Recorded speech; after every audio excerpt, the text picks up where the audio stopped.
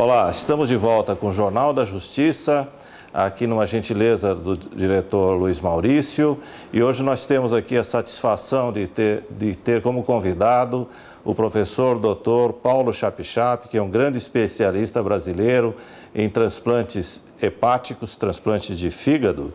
E ele também além de um grande cirurgião, é coordenador dos cursos do Instituto de Ensino e Pesquisa do Hospital Sírio-Libanês em São Paulo, que vem prestando um serviço muito grande para a medicina brasileira, em particular para o SUS.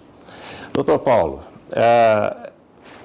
muito bem-vindo ao programa do Jornal da Justiça, que é um programa que tem o patrocínio do Centro Cochrane do Brasil e de outras grandes empresas e instituições brasileiras, e que está à disposição para interagir com a população e resolver dúvidas a respeito da medicina, da justiça e da interação da justiça com a medicina numa área que nós chamamos de direito à saúde baseado em evidências. Bom. Então, o senhor, com a sua grande experiência, o Brasil é um dos principais transplantadores de fígado e de rim do mundo, não é? Na verdade, o programa público de transplantes do Brasil é o maior do mundo. É o maior do mundo. Custeado pelo Estado, é o programa de transplantes de órgãos o maior do mundo. Aham.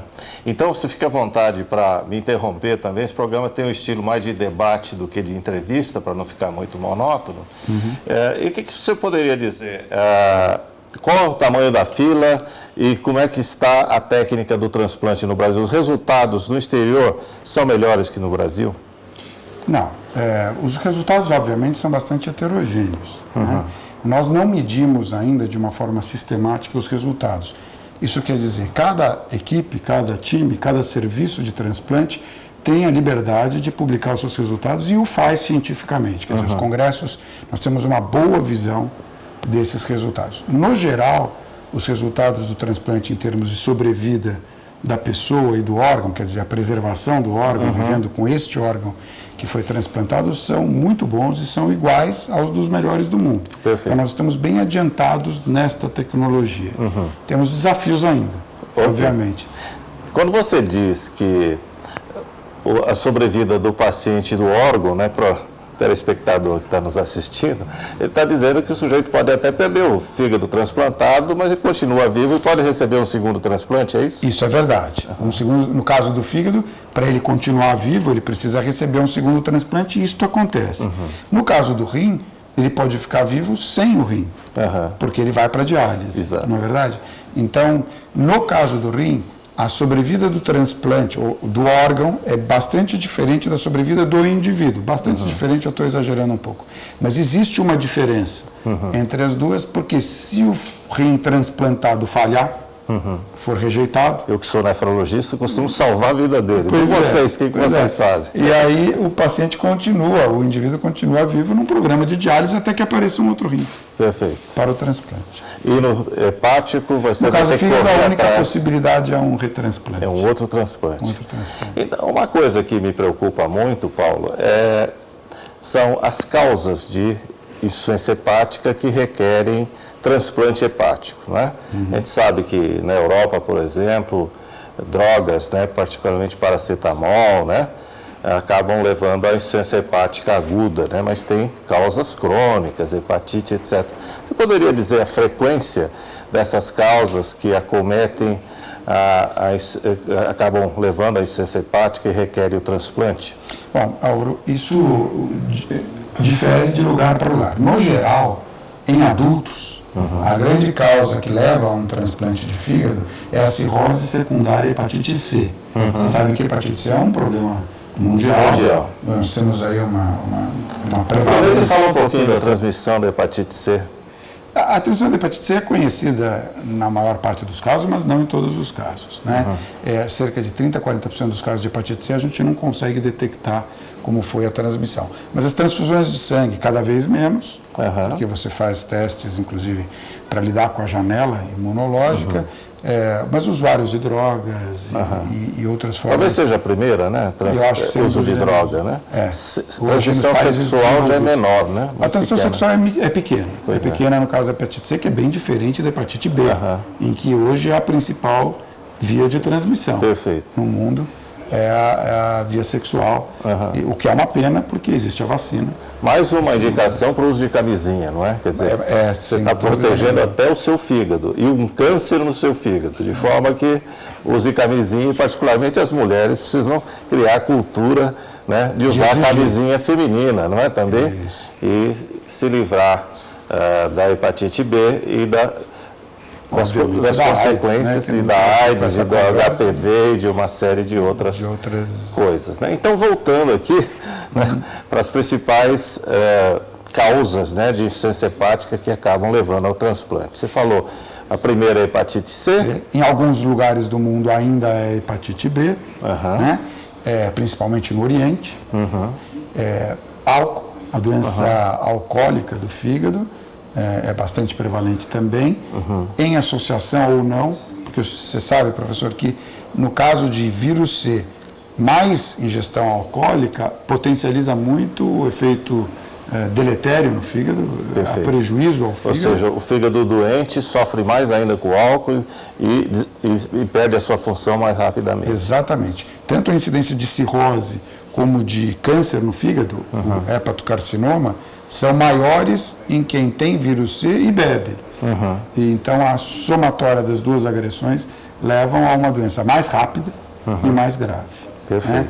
Então, álcool, vírus B, vírus C, no adulto e aí outras causas mais raras da lesão hepática. E droga, medicamento? Medicamento sim, e uma síndrome que está aparecendo cada vez mais, que é a síndrome metabólica. Olha. Então, essa síndrome metabólica que a gente conhece, que é a obesidade, pode levar a uma, e outras dislipidemias, e inclusive o mau controle da glicemia, então colocando tudo junto, o que constitui a síndrome metabólica, pode levar a uma esteatose primeiro, que é um acúmulo de gordura no fígado, e depois a uma esteatohepatite, que nestes casos é uma esteatohepatite que a gente chama de não alcoólica. Mas o mecanismo de lesão do álcool também é uma esteatohepatite. Quer dizer, isso no fundo é uma hepatite causada por excesso de comida, é isso? É uma hepatite tóxica causada por um descontrole metabólico, muitas vezes por excesso de comida, mas mesmo aqueles magros que tenham a hipercolesterolemia, um diabetes de difícil controle, também podem ter esteatohepatite. Claro que a maior causa é a obesidade, o sobrepeso, o excesso. Só que aquela barriguinha do chope não é tão inocente assim, nem engraçada, né? Não é porque ela se traduz numa gordura interna também. E uma doença crônica, um processo inflamatório crônico, etc. Então, bom ter juízo e cuidado. A gente só tem um corpinho, né? Pois é, só tem mais esse. Bonito ou menos bonito, só temos esse e precisamos cuidar da saúde, né, Paulo? É verdade. Então, vocês, eu conheço o trabalho de vocês, vocês têm uma equipe no Hospital Sírio-Libanês, você estava me dizendo que já trabalhou no Hospital AC Camargo, fizeram centenas de transplantes hepáticos, que é uma coisa, hoje, parece simples, mas é extremamente complexa, não é? Que tipos de transplante existem, Paulo? No caso do fígado, Isso. Tem o transplante mais clássico, que é aquele que um indivíduo morto, com morte encefálica, com o coração ainda batendo, mas morto, porque a morte encefálica é igual à morte clínica, não é verdade? Ele doa, manifestou esse desejo em vida, ou a sua família sabe desse desejo, ou a família deseja, mesmo que ele não tenha manifestado nada, antes doar o seu órgão. E esse é um transplante que é feito com o fígado, então, retirado e preservado e transplantado.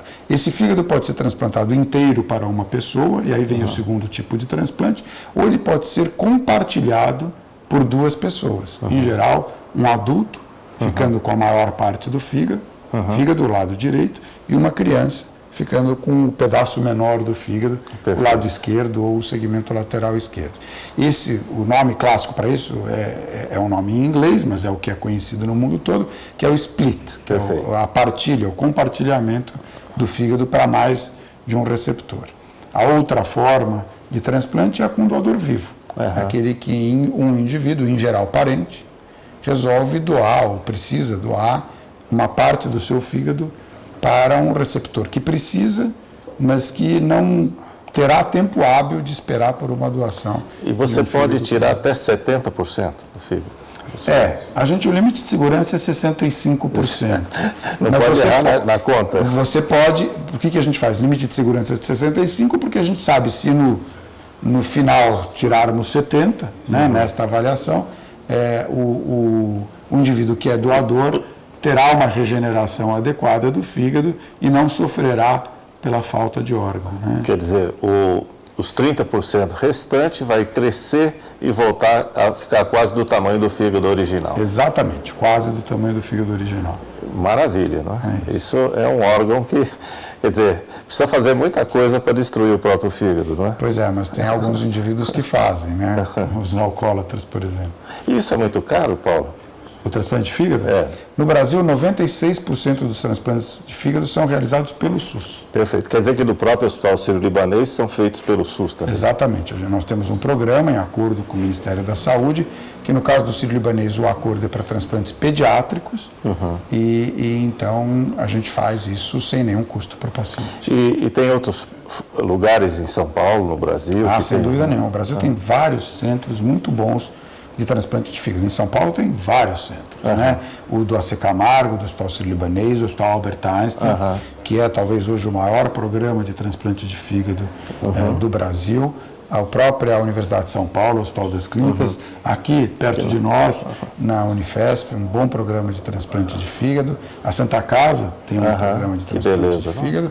Então tem vários centros, a Beneficência Portuguesa e assim por diante. Paulo, eu tenho um feeling, não sei se você há de concordar comigo, eu fui treinado também nos Estados Unidos, na Inglaterra, né? Que a medicina brasileira, se bobear, em 10 anos vai ser uma das líderes do mundo. Você acredita nisso? Com todas as dificuldades que nós temos. Eu acho que em qualidade eu não tenho dúvida. E já é. Os programas de ponta no Brasil são comparáveis aos melhores programas do mundo. O grande problema é que isso é heterogêneo. Nós temos um problema de dificuldade no acesso a uma medicina de boa qualidade e dificuldade estrutural em alguns centros de ter uma medicina de boa qualidade. Então, eu diria que se você olhar os melhores centros do Brasil, os melhores centros universitários, os melhores hospitais filantrópicos, os melhores hospitais privados, mesmo os não filantrópicos, você encontra um atendimento da melhor qualidade.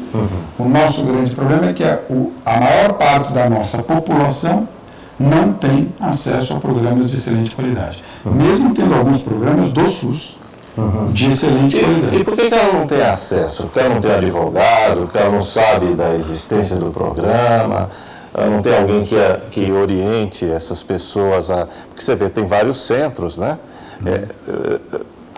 Com o meu respeito àqueles que têm um problema na família, para mim que vivia a medicina da época que a gente não tinha o que fazer mesmo em qualquer doença hepática, né? Hoje você ter tantos centros pagos pelo SUS, é uma maravilha isso, não é? E por que as pessoas continuam não tendo acesso? Não, eu talvez tenha entendido a sua pergunta de uma forma diferente. Eu imaginei que nós estivéssemos falando da medicina em geral. No caso dos programas de transplantes de órgãos, não só de fígado, como há o custeio do Estado, mesmo em centros de excelência, e isto é suficiente, esse custeio do Estado é suficiente, eu acho que não falta acesso. Se existir informação, claro, tem lugares que o paciente não está informado que ele tem acesso. Mas se ele for informado disso, se ele estiver bem informado, ele encontrará um tratamento gratuito da melhor qualidade. Perfeito. Então, Paulo, eu vou aproveitar esse gancho seu, você vai explicar depois como é que as pessoas podem melhorar esse acesso, e a gente vai para um pequeno intervalo e voltamos já já com o Jornal da Justiça e com o professor Paulo Chap, que é diretor do Hospital Sírio-Libanês e é o coordenador de transplantes hepáticos do Hospital Sírio-Libanês, que tem uma grande experiência e vocês vão gostar do que ele tem a dizer. Até mais.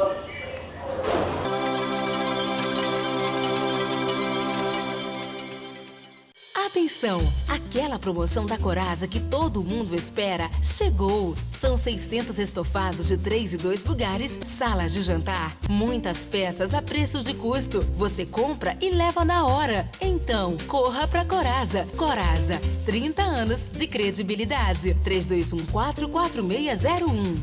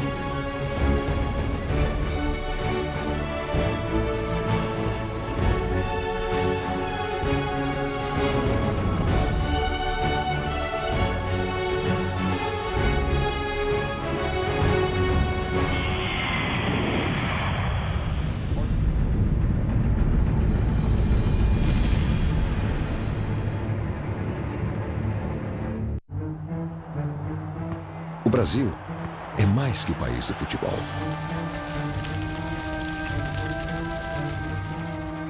É o país da agricultura e pecuária, onde o Bradesco tem presença há mais de 60 anos, financiando produtores de todos os tamanhos. É o país da iniciativa empresarial, com presença constante do Bradesco na vida do pequeno, médio e grande empresário. É o país da diversidade e da igualdade, da iniciativa privada em equilíbrio com o setor público, onde o Bradesco tem presença em todas as classes, com o maior número de pontos de atendimento do país em quase 100% dos municípios. Esse não é mais o país do futuro. Hoje, no mundo, o Brasil é presença. E presença no Brasil é Bradesco. Você sabe onde está a força da Unimed? A força da Unimed não está apenas nos seus profissionais altamente qualificados, nem na reconhecida qualidade de seus serviços ou na sua abrangência nacional. Não está somente na sua experiência de 39 anos no mercado, nem em seus 11 milhões de clientes ou em seus inúmeros trabalhos sociais. A força da Unimed está no cooperativismo. Cooperativismo é trabalho em equipe, é a união das partes em função do todo. Cooperativismo é o fiel compromisso em desenvolver, conjuntamente com igualdade e justiça, a saúde da comunidade. Federação das Unimedes do Estado de São Paulo.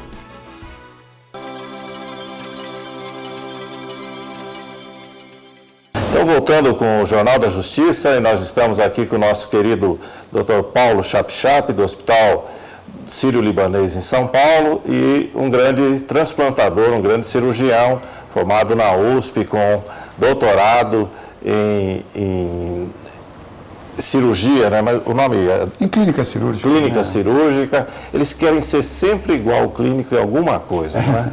Mas, de qualquer maneira, com doutorado em clínica cirúrgica, e que tem uma experiência que eu diria que é importantíssima para a história e para a situação, né, atual, o timing da medicina brasileira, que é o transplante hepático. O Brasil é campeão mundial também em transplantes renais, né?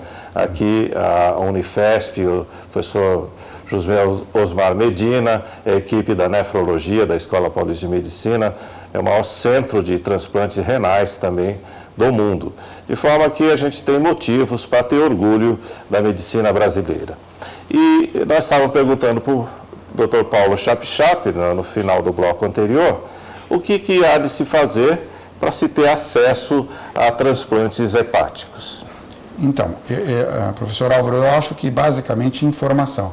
Nós ainda recebemos pacientes de outras cidades, onde o transplante não é tão divulgado, em geral pacientes do norte, do nordeste, do centro-oeste, porque há uma concentração muito grande dos centros transplantadores no sul-sudeste e nos estados costeiros mesmo do nordeste, mas não no norte e no centro-oeste. Perfeito. Né? Por falta de informação, principalmente o pessoal que vive em cidades menores, em bases rurais, o paciente, quando recebe a informação de que é possível ter o tratamento, ele vem, mas chega tarde. Não é raro o paciente chegar tarde, muito grave, numa condição em que não existe mais tratamento nem através do transplante. Perfeito. Então, isto pode acontecer. Fora aqueles que não ficam sabendo e acabam morrendo nas suas próprias cidades, numa doença que no final é com muito sofrimento. Né? Uma hemorragia digestiva, ascite, encefalopatia que leva ao coma. Então é uma doença que faz o indivíduo sofrer. A gente tem durante muitos meses a oportunidade de diagnosticar e encaminhar aos centros de referência. Perfeito. E às vezes por ignorância o paciente não tem acesso ao tratamento. E Paulo, feito o transplante de cadáver ou de doador vivo, não é? Com ou sem split, sem a divisão com mais de um receptor, quais as chances do sujeito ter rejeição no primeiro ano, de sobreviver 5 anos? Bom, a rejeição, diferente do transplante de rim, em que com alguma frequência a rejeição leva à perda do órgão, ou a rejeição celular aguda, ou mesmo a rejeição crônica por desgaste ou lesão continuada, no caso do transplante de fígado é rara a perda do órgão por rejeição. Os episódios de rejeição ocorrem e se aumenta a imunossupressão. Certo. E na grande maioria dos casos, este aumento da imunossupressão é suficiente para controlar a rejeição e de tal forma que, eu repito, é raro perder um órgão por rejeição no caso do fígado. Perfeito. Em relação à sobrevida do paciente, a gente está trabalhando nos melhores centros hoje com uma sobrevida em torno de 90% a longo prazo. Isso quer dizer, depois de uma mortalidade, em 5 anos eu diria que em torno de 80%. Mas depende um pouco da patologia. É praticamente semelhante ao rim, então. Eu acho que é semelhante ao rim ou em algumas patologias até melhor do que no caso do transplante de rim. Quando a gente fala esse 80%, 85% de sobrevida em 5 anos, é porque a gente tem que lidar aí no meio com alguns pacientes que foram transplantados por causa de tumores hepáticos, por exemplo, que têm um índice de recidiva não desprezível. Pacientes com hepatite C, que também tem um índice de recidiva da doença, a permanência do vírus é quase universal, né? Porque ele está localizado... Os melhores tratamentos, as evidências é que você cura 30%, né? Quer dizer, pois 30% a 50% no máximo, dependendo do sorotipo, né? Então, mesmo depois do transplante, o vírus continua lá. Em alguns pacientes leva a recidiva da doença, recidiva da cirrose e necessidade de retransplante ou perda da vida do paciente. Então, eu diria que em algumas patologias esse resultado tem que ser superior a 90% a longo prazo. Em outras patologias, não. E aí, Você está dizendo, então, que depende da causa, né? Depende da causa da doença que leva ao transplante. Hepatite C é pior ainda é se tiver câncer do fígado, mas também é uma situação extrema, né? Exatamente. No caso de metástase hepática. Não metástase, tumor primário. Tumor primário do fígado. Para metástases, nós ainda não realizamos transplante. Por exemplo, a metástase mais comum, que é o câncer coloretal no fígado, não se faz transplante. A que se faz para metástase ainda, em alguns casos de tumores carcinoides metastáticos para o fígado. É o caso, por exemplo, porque é público, é fácil de, é possível dizer, do Steve Jobs, que foi o criador e o controlador da Apple, né? Que teve um tumor carcinoide, foi ressecado o tumor carcinoide, esperou-se, já tinha metástase no fígado, esperou-se um tempo de observação para ver se o tumor primário recidivava, não recidivou, a equipe médica estava autorizada e fez o transplante de fígado. Né? E aparentemente ele está evoluindo bem, né? Está evoluindo bem, mas parece que tirou agora uma licença para tratamento de saúde, não se sabe. E teve algum envolvimento do pâncreas dele? Não? O tumor primário era no pâncreas. Era no pâncreas. É por isso que ele fez o transplante dos dois? Então, não, fez ele só no fez fígado. a retirada do tumor primário do pâncreas e depois o transplante de fígado. Tá aí, eu acho que é a primeira vez na televisão mundial que se explica adequadamente o que teve Steve Jobs, que é uma das pessoas mais importantes, né, da ciência mundial, não só da economia, dos negócios, mas acima de tudo ele é um criador, um cientista de altíssimo nível e que já fez muito aí para a humanidade. Espero que ele tenha muita saúde e que controle esse problema que foi resolvido em parte com transplante hepático, não é? E tinha que transplantar mesmo, senão o tumor ia tomar todo o fígado dele, era isso? Já tomava todo o fígado.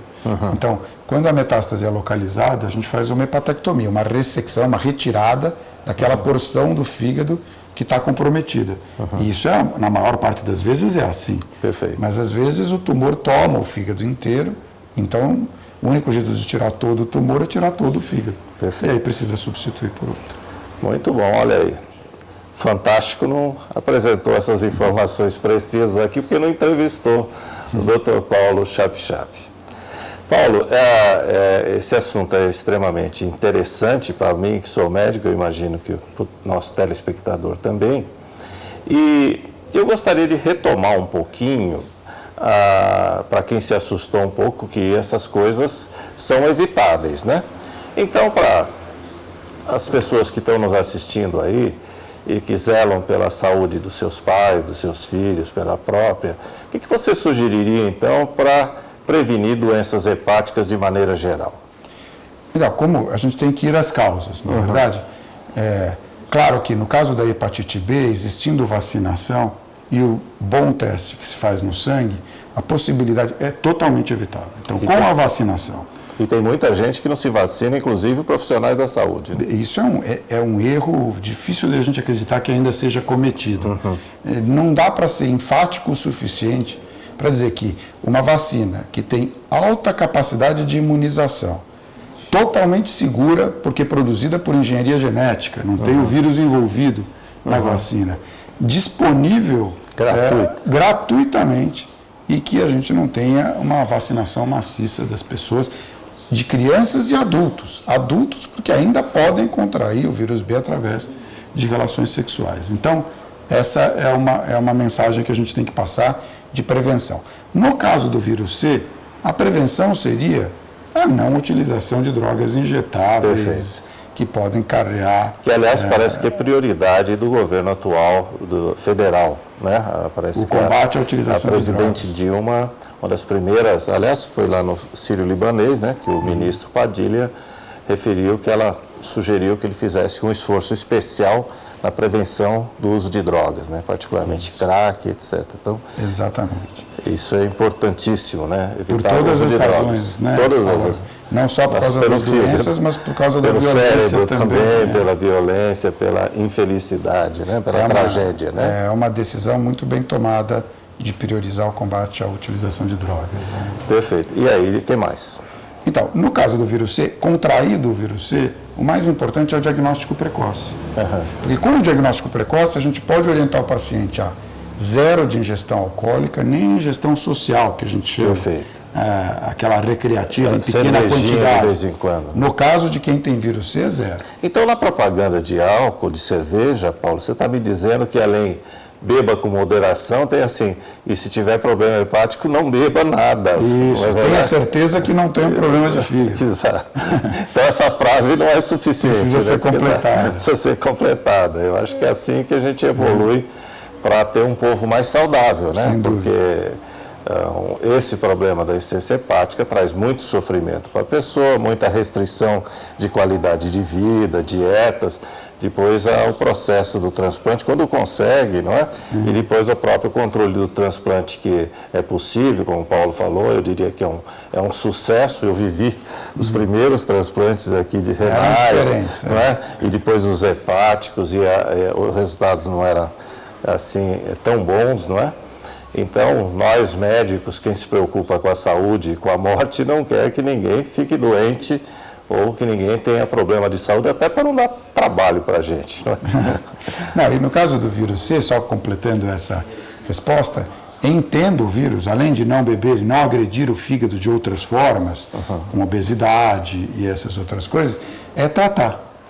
E o tratamento está disponível, é um tratamento que é fornecido pelo Estado brasileiro, embora seja caro, o Estado brasileiro supre as necessidades de tratamento e precisa ser tratado.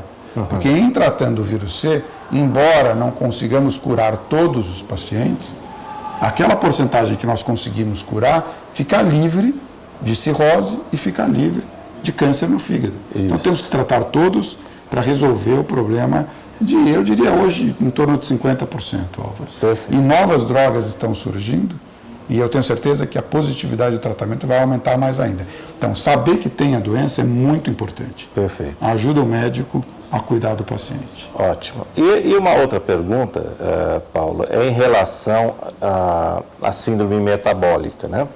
Quer dizer, o Paulo falou agora há pouco que o sujeito que obeso, particularmente aquele obeso que aumenta mais o abdômen, né? Ele acaba tendo problemas de glicemia, diabetes, a pressão sobe e tem acúmulo de gordura no fígado. E pode evoluir para cirrose, né? Perda da função do fígado e precisar de transplante. É reversível? Se o sujeito fizer regime, ele melhora? Ele Então, evita? nos graus iniciais da doença é completamente reversível. Inclusive, os exames de sangue que denotam que tem uma lesão hepática, eles se normalizam. Perfeito. Então, a gente sabe que parou de progredir a doença. E como o fígado tem uma extraordinária reserva, parar de progredir é suficiente para ter uma vida normal, se diagnosticado nos estágios mais precoces. E nesse caso também o álcool agrava a doença. Sem dúvida nenhuma. Então, a Somatória de propaganda da lesões. cerveja tem que ver também. Se você for gordinho, hipertenso, glicemia de jejum alterada, não beba. Pois é. Perfeito? Que é mais difícil. Que é mais o álcool difícil. é uma das causas desse excesso de peso, né? O álcool é altamente calórico e acaba... Mas o sujeito tem que optar, ele quer a saúde dele, não é? Exatamente. E a nossa função é alertar. Esse é o papel da medicina. E a pergunta-chave, que talvez a minha falta de humildade, né? A gente deve ser humilde, mas dentro de determinados limites, né? Sempre me ocorre assim que o Pelé não pode dizer que joga mal, não é? Então, transplante hepático é gratuito no Brasil, é gratuito nos Estados Unidos da América, que é uma medicina de 2 trilhões de dólares? Não, não é. Quer dizer, alguns indivíduos têm direito ao transplante gratuito, mas se ele não tiver seguro e não tiver este direito, por ser um veterano de guerra, por exemplo, e aposentado, ou aposentar Medicare, Medicaid, essas coisas, ele não tem transplante de fígado. Então, aquela população sem cobertura americana, que se diz classicamente em torno de 40 milhões de pessoas, não tem cobertura. E eles ficam até bravos, né? Porque o Obama está querendo estender a cobertura de saúde a essa população que não tem seguro-saúde nenhum, né? Aliás, tem um filme que todos devem assistir da área da saúde ou não da saúde, que é o Psycho, né? Ou SOS Saúde, de Michael Moore, né? Eu já devo confessar, já assisti o filme umas 4 vezes e toda vez me surpreende, porque tantas contrastes, né? Quanta falta de direito, né? À vida, não é? Então, uma sociedade evoluída não pode continuar tendo aquilo, eles vão ter que resolver. O Brasil está melhor nesse sentido, com 40 bilhões de dólares apenas, né, de investimento. Eles têm 2 trilhões e estão lá com grandes problemas. Então, a gente vai parar uns 30 segundos, Paulo, e voltamos em seguida aqui com o Jornal da Justiça e esperamos continuar contando com a sua audiência. Até mais.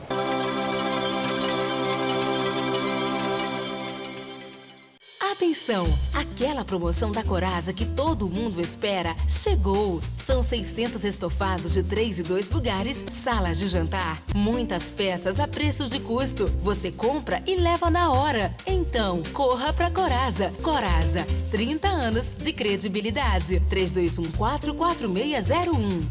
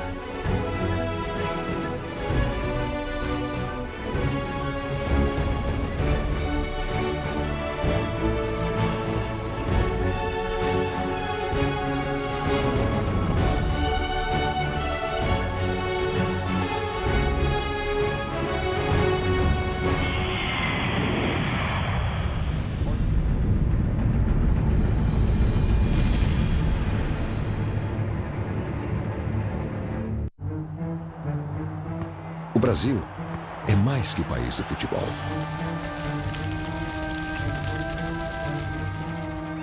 É o país da agricultura e pecuária, onde o Bradesco tem presença há mais de 60 anos, financiando produtores de todos os tamanhos.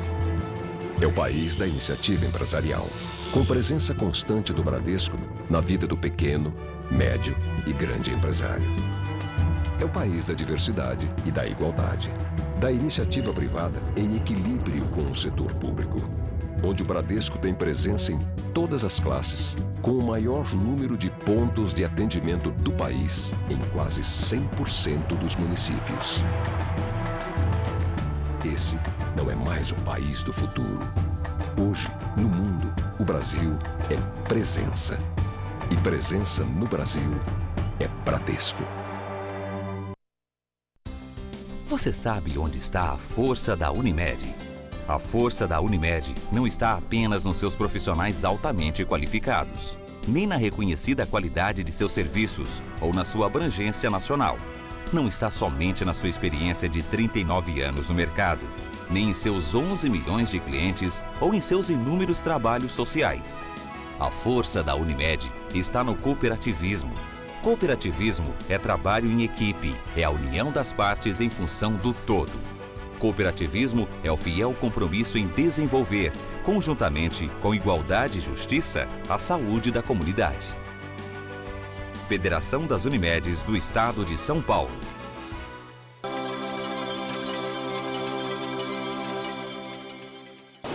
Alô, voltamos aqui então com o Jornal da Justiça. Hoje nós estamos aqui com a visita ilustre do nosso querido Dr. Paulo Chap-Chap, diretor de Estratégias e Desenvolvimento do Hospital Sírio-Libanês, em São Paulo, e chefe da Unidade de Transplantes Hepáticos do Hospital Sírio-Libanês, que é uma das maiores do Brasil, não é? E o Paulo tem uma experiência de centenas de casos, mais de 500 casos, né, Paulo? Transplantes de fígado, não é? A insuficiência hepática aguda é um quadro dos mais graves que eu já vi, né? Eu fiz muita UTI, faço medicina de urgência. E a crônica também, né? Porque judia, o sujeito sangra muito, o sujeito tem melena, né? Tem sangramento nas fezes, fica ictérico, não pode comer o que precisa. É muito triste, não pode tomar medicação, né, Paulo? E está sempre doente e tal. Então, o melhor aí é prevenir. E quando o fígado perde a sua função, ele precisa ser substituído. Nós estávamos falando agora há pouco, Paulo, sobre, então, a síndrome metabólica, né? E você estava dizendo que esse indivíduo não deve beber, né? O sujeito obeso, hipertenso e com glicemia alterada, né? Senão ele vai ser um candidato a transplante hepático, não é? E você estava dizendo também que existe efetividade, existem evidências científicas que a atividade física possa minorar esse problema, não é? E nós estávamos falando também que no Brasil, e eu vou reenfatizar isso agora, porque quem começou a nos ver agora, né, o Zap é um grande aliado nosso nesse programa, não é? Porque para que nos comerciais as pessoas começam a procurar outros assuntos, que os transplantes hepáticos, 90% deles têm um padrão igual no primeiro mundo, e isso é pago pelo SUS. Então o sujeito pode fazer um transplante no Hospital Sírio-Libanês, no Einstein, e gratuito, é isso mesmo? É verdade, é isso mesmo. É um direito do cidadão. Direito do cidadão. E o direito do cidadão se proteger da saúde também, né? E, Paulo, você falou também dos dois tipos de transplante, um que é de cadáver e outro que é intervivos. Você poderia detalhar quando que usa do cadáver, quando que é de intervivos, se tem diferença de resultados, de custos? Explica um pouquinho mais para a gente. De cadáver, sempre que possível, fazer um transplante de cadáver, obviamente, né? Porque você não envolve um indivíduo saudável no risco de uma cirurgia de grande porte. Então, se é possível, deve-se fazer o transplante de cadáver. Existem situações excepcionais em que isto não é possível e que se antevê que a morte virá muito rápido E não há um tempo hábil, razoável, para esperar a sua vez. Mesmo alocando órgãos, é assim que a gente faz, a gente coloca o órgão numa lista única, independente de capacidade de pagamento. Isso é um outro progresso da medicina brasileira. Excelente, né? é uma coisa. Você não tem muito controle, segura. você recebe o paciente e pronto, ele está na fila. Por gravidade. Aham. Então, o órgão, o fígado, é alocado pela gravidade. Então, quem está mais grave vai receber primeiro. Mesmo assim, em situações excepcionais, se antevê que o indivíduo não vai ter a oportunidade de fazer. Ainda existe mortalidade na lista de espera. Tem algumas situações que o índice de gravidade, chamado MELD, é um índice de gravidade para os adultos, em crianças é PELD, que ele não consegue prever a mortalidade em pouco tempo. E a medicina conhece isso. E nesses casos a gente tem que indicar o transplante com doador vivo e aí submete o doador a um risco. Existe morte de doadores. Né? Indivíduos sãos que foram doar e que morreram. Mesmo no Brasil isso existe, mas não só no Brasil. Qual que é o risco? No caso de um doador para adulto, em que a gente vai tirar até 65% do fígado, a chance de mortalidade calculada é em torno de 1 para 200, baseado nas estatísticas mundiais. Né? No caso de um doador para criança, que se vai tirar a menor parte do fígado, vai para 1 para 500, 1 para 1000. A chance de mortalidade é menor, né? Mas não é zero. E por que vocês não tiram só metade sempre, ao invés de... Porque o indivíduo precisa de mais ou menos fígado de acordo com o tamanho dele. Certo. Ele classicamente precisa de uma proporção em relação ao tamanho dele. Tamanho do receptor. Do tamanho do receptor. Tá. Então, se pode colocar até 0,8% do peso dele. Mas um limite bom de segurança é colocar pelo menos 1%. Entendi. Do peso dele. Então, se o indivíduo pesa 70 quilos, ele precisa receber 700 gramas de fígado e, às vezes, de acordo com o doador, isso é igual a 65% do fígado dele. Não é verdade? Perfeito. Se a criança pesa 5 quilos, 1% é 50 gramas. Eu acho que obviamente, nosso papel é reduzir risco, não é? Claro. Tem alguma técnica que você divide o fígado antes para ele expandir um pouquinho, estimula que ele cresça para depois tirar? Tem alguma pesquisa nesse sentido? Não existe. Não tem como você... Submeter o doador em potencial a alguma coisa que permita que o fígado dele fique maior ainda e ele possa doar menos. Não existe. Não existe. Tá certo. E Paulo, quanto tempo dura a cirurgia? Quanto tempo o sujeito leva para poder voltar a se alimentar normalmente? E o doador também, quanto tempo ele leva para recuperar o fígado? Então, como você estava dizendo no começo, no início da implantação dos transplantes de fígado, isso era uma operação quase de guerra, né? Exato. Com grande quantidade de transfusão de sangue. Hoje, a técnica cirúrgica se desenvolveu tanto que hoje ela é uma cirurgia, não diria uma cirurgia banal, uma cirurgia de alta complexidade, mas bastante mais rotineira do que ela era antigamente. A cirurgia do receptor depende um pouco do caso, mas ela varia entre 5 a 8, 10, 12 horas até. Mas ela está mais, na mediana, ela está mais próxima de 6 horas de cirurgia. Né? No caso da cirurgia do doador é o mesmo tempo, mais ou menos, em torno de 5, 6 horas de cirurgia. É uma cirurgia prolongada, o cirurgião sofre. Né? Não é pequena. E tem uma equipe de anestesistas. Claro, né? especialmente treinados para esse procedimento. Para esse procedimento. E você falou do transfusão, vai muita transfusão, né? Então, antigamente a gente tinha que ter uma grande reserva no banco de sangue. Então, a gente não começava um transplante, isso na minha época de treinamento nos Estados Unidos, 1986, 1987, sem ter pelo menos 10 unidades de sangue, 10 unidades, bolsas de plaquetas, que são elementos sanguíneos que melhoram a coagulação, e 10 unidades de plasma fresco, congelado, que também ajuda na coagulação. É o que a gente chamava de uma tourada. Exatamente. Hoje em dia, para você ter uma ideia, Álvaro, metade dos pacientes submetidos a transplante nem recebem qualquer produto sanguíneo. Que maravilha. Nenhum. E o que melhorou, Paulo? Eu acho que a técnica cirúrgica, o entendimento de qual é a melhor técnica, a melhor tática, a anestesia evoluiu muito e com isso a necessidade de transfusão também diminuiu muito. Para você ter uma ideia, metade dos pacientes saem da sala estubados. Isso quer dizer, sem necessidade de ventilação artificial na UTI. O receptor. Do receptor. Que maravilha. O doador todos, né? Claro. Mas o mesmo receptor, mais da metade ou em torno da metade, não precisam de ventilação mecânica no pós-operatório. Porque a anestesia está tão sistematizada e tão simplificada, o indivíduo já sai cuidando de si mesmo em termos E de vai se respiração. criando, né, Paulo, na realidade, numa coisa que é extremamente complexa, porque não é simples, né? Não. E você vai ganhando know-how progressivamente, de repente você nem sabe direito por que melhorou tanto, Pois né?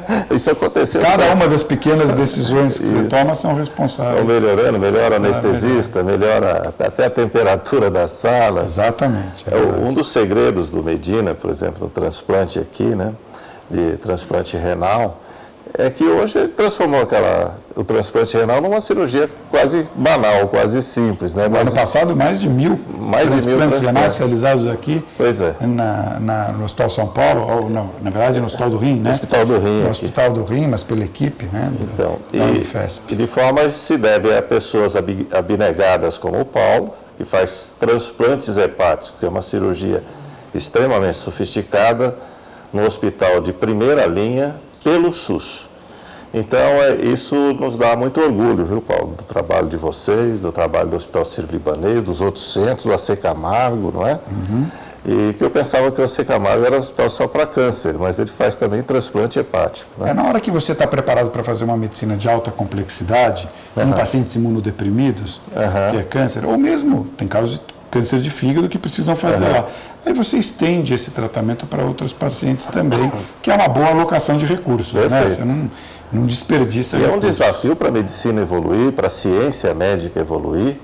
E como é que está, por falar nisso, as publicações científicas? Hoje, se alguém que não está nos assistindo aqui lá do Amapá, e esse programa tem audiência no Brasil inteiro, ou do Acre, e que quiser se preparar para ser um transplantador renal, ou hepático, no caso do transplantador hepático, para onde que ele vai, Paulo? Tem essas possibilidades aqui, ou ele tem como você que ir para os Estados Unidos de novo? Não, hoje não precisa mais, né? Nós fomos para os Estados Unidos porque o número de transplantes realizados à época era tão pequeno que para nós treinarmos ou aprendermos, vamos colocar assim, a prática do transplante, precisaríamos muitos anos e os pacientes não podiam esperar tantos anos.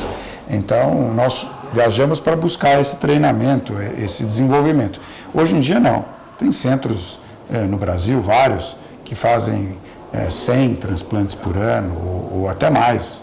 Né? No caso do Hospital das Clínicas em São Paulo, mais perto de 200, o próprio Hospital Albert Einstein, nós, em transplantes pediátricos no Sírio-Libanês. Então, o número de transplantes realizados já é tão grande que o treinamento pode ocorrer em períodos mais curtos de tempo. E todos esses centros de transplantes têm programas de treinamento. Todos eles têm programas de treinamento para cirurgiões, para hepatologistas, para intensivistas, os médicos que dão plantão na UTI, para anestesiologistas, que são fundamentais nesse processo. E o IEP, o Instituto de Ensino e Pesquisa do Sírio-Libanês, tem cursos para treinar pessoas em transplante? Tem sim, tem.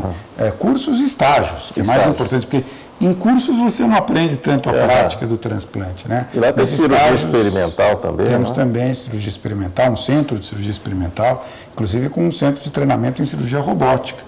Você sabe, Álvaro, que quando o Hospital Sírio-Libanês decidiu importar um robô cirúrgico, achou que não havia sentido em não importar também um robô de treinamento, cirurgia realizada em animais, para que os cirurgiões desenvolvam a sua capacidade técnica, não em seres humanos, mas nos animais. E isso é acessível para o médico, depois vai voltar a operar no SUS.